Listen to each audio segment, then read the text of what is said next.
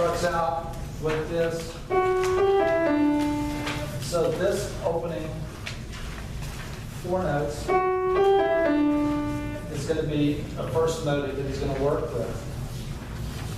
When we get to the closing theme, what we're going to see is that this is going to be presented. So it's just an inversion of that opening motive. And so that's, you're going to get that relationship. This opening 8 theme is going to take this repeated note idea. And that's going to be the second motive that he works with a lot. And so you'll hear that a lot in the development section. It's really easy to follow along where these motives are developed too, because they're very distinct. So the exposition presents that opening theme, and then there's modulation to A major, because the overall key of this is D major. And then, instead of giving that contrasting B theme, he restates the A theme. So that's one of the main things just to have in mind when you listen to this. So the closing theme is related to that motive 1. And then the development is developing those 2 motives. One thing that I want you to listen for in this is the way that Haydn builds excitement and creates a sense of drama and tension at the end of the development section. And I want you to think about, how does he do this?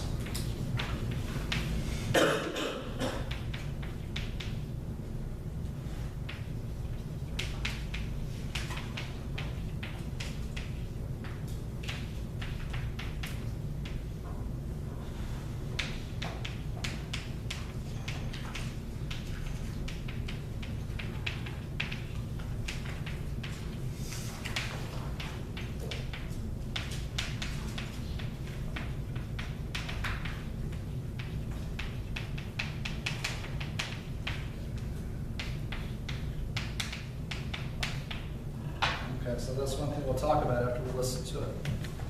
You need to copy this.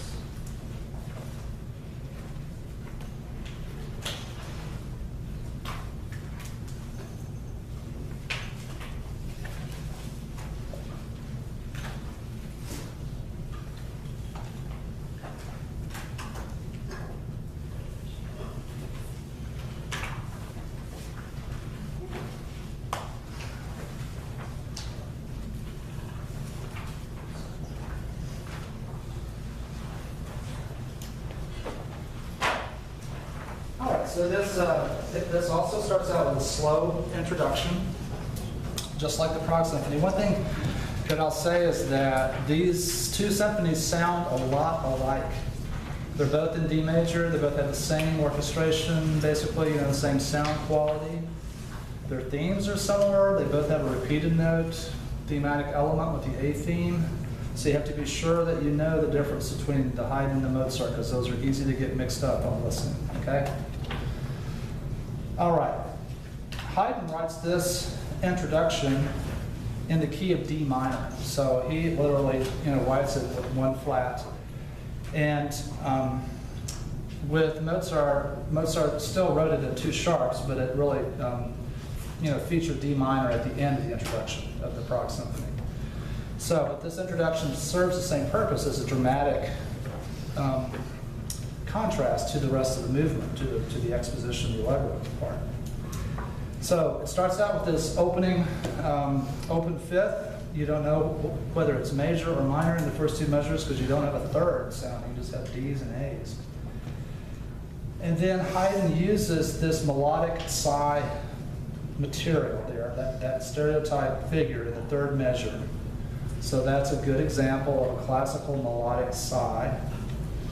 And you hear that opening fanfare that's in the first 2 measures 3 times. So you see it there on that measure 8, 7 and 8.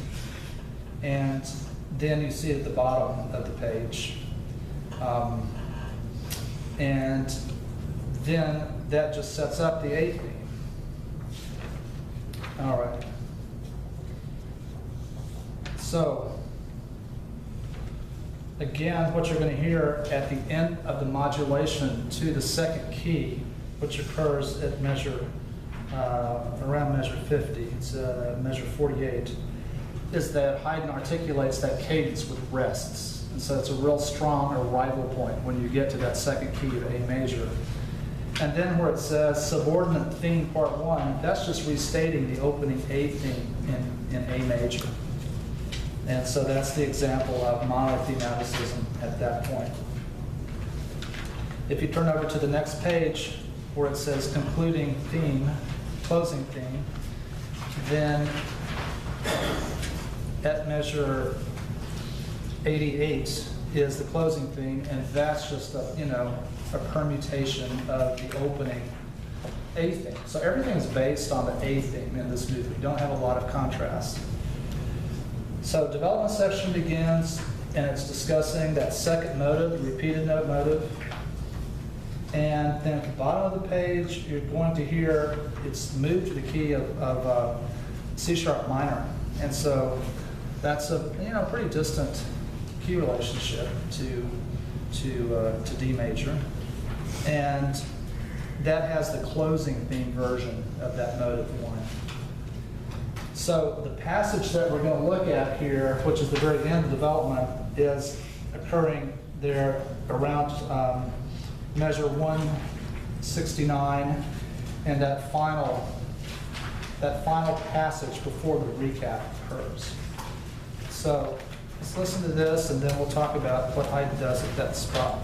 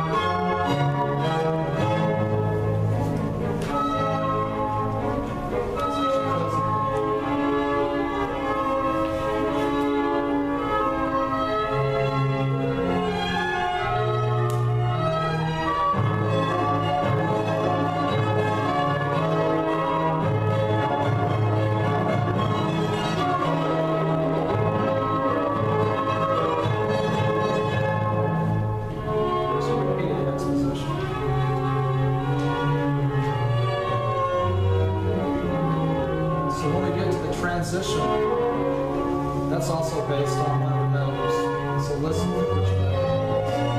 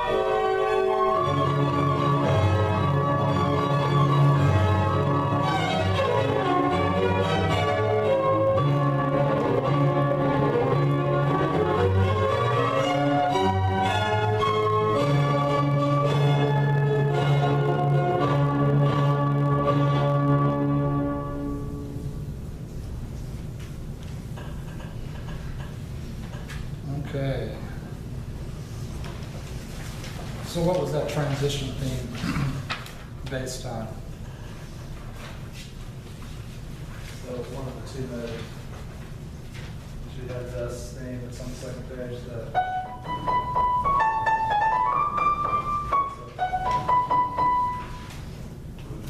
Mode 2, right?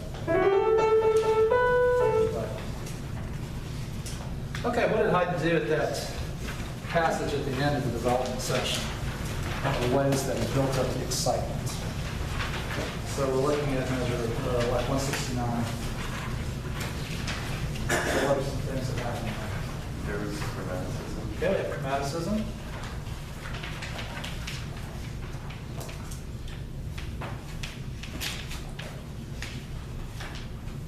What else happens?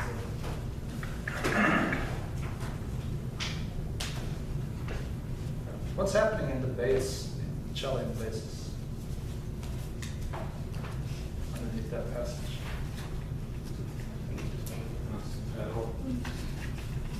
You have a pedal tone there. What it's doing is prolonging the dominant harmony.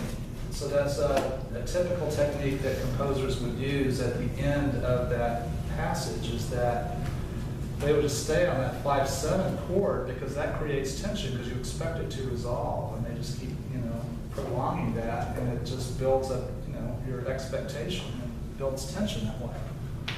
So that's another thing.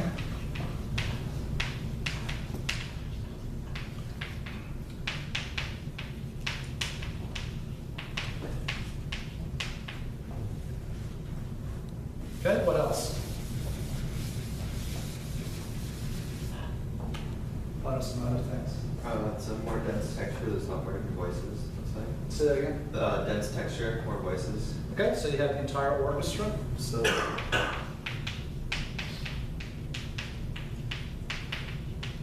And what dynamic level are they playing? Yeah. So this is the full orchestra, the loudest dynamic level.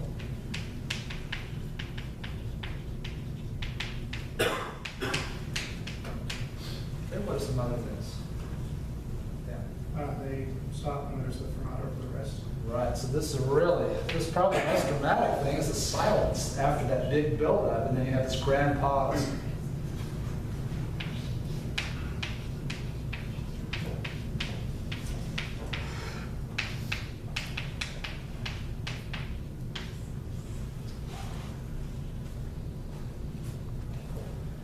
One other thing that has to do just with what's happening with the line. Peter?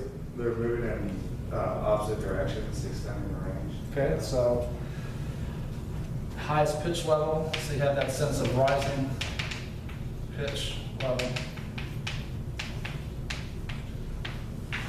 And that creates more tension as it gets up to that highest register. A term that you should know is this term. Do you know the term tessitura?